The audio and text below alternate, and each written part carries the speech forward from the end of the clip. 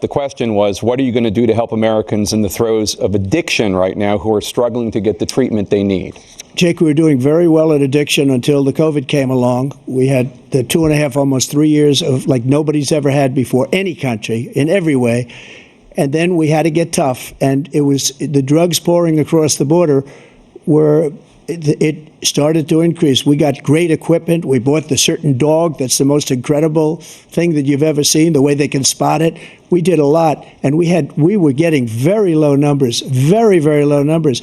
Then he came along. The numbers, have you seen the numbers now? It's not only the 18 million people that I believe is even low, because the gotaways, they don't even talk about gotaways. But the numbers of the amount of drugs and human trafficking in women coming across our border, the worst thing I've ever seen, at numbers that nobody's ever seen under him because the border's so bad.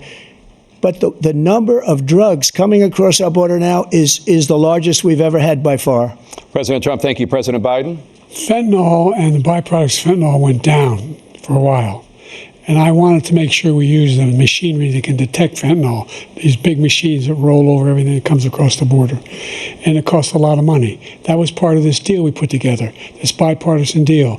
More fentanyl machines, more be able to detect drugs, more numbers of agents, more numbers of all the people at the border.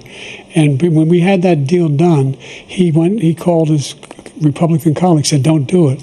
It's going to hurt me politically." No, he never argued it's not a good bill. It's a really good bill. We need those machines. We need those machines. And we're coming down very hard in every country in Asia in terms of precursors for fentanyl. And Mexico is working with us to make sure they don't have the technology to be able to put it together. That's what we have to do. We need those machines. Thank you, President Biden. President Trump, and again, the question is about Americans in the throes of addiction right now struggling to get the treatment they need. Well, this does pertain to it. He ended remain in Mexico. He ended catch and release. I made it catch and release in Mexico, not catch and release here. We had so many things that we had done, hard negotiations with Mexico, and I got it all for nothing. It's just like when you have a hostage. We always pay $6 billion for a hostage. Every time we say it's a hostage. Now we have a hostage, a Wall Street Journal reporter, I think a good guy, and he's over there because Putin is laughing at this guy, probably asking for billions of dollars for the reporter.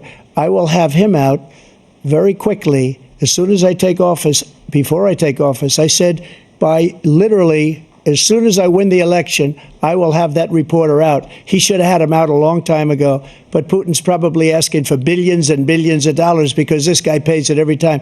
We had 2 cases where we paid $6 billion for 5 people. I got 58 people out, and I paid essentially nothing. Thank you, President Trump. Dana?